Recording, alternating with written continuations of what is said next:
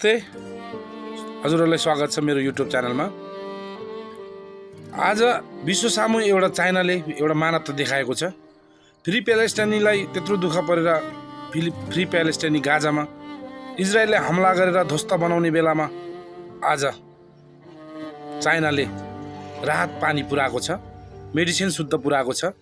त्यति मात्रै होइन, चाइनाको भनाइ छ कसैले पनि मेरो बाटो छेक्ने कोसिस गर्छ भने यो सम्झिनुस् कि म त्यसले माफ गर्नेवाला छैन भनेर आज गाजामा थुप्रो मेडिसिन, थुप्रो खानाहरू पुर्याउनु भएको छ, पानी पुर्याउनु भएको छ। एउटा मानवताको हिसाबमा चाइना विश्व सामु एउटा हिरो बनेको छ। अन्य देश मुस्लिमको हुँदा पनि मुस्लिमहरूले सहयोग गर्न नसकेपछि तर आज चाइनाले त्यो मुस्लिम देशलाई सहयोग गरेको छ। हुन त चाइना मुस्लिम देश छैन, तर पनि एउटा मानवता भएको देश चाहिँ चाइना हो। चाइनाले त्यति सहयोग गर्नुभएकोमा धेरै धेरै धन्यवाद छ। गर्नुपर्ने पनि हो, मानवता देखाउनु पर्ने पनि हो। तर यसरी दुःख पर्ने बेलामा साथ दिनेलाई नै हिरो भन्ने गर्छन्। गाजा आज ध्वस्त भएको छ।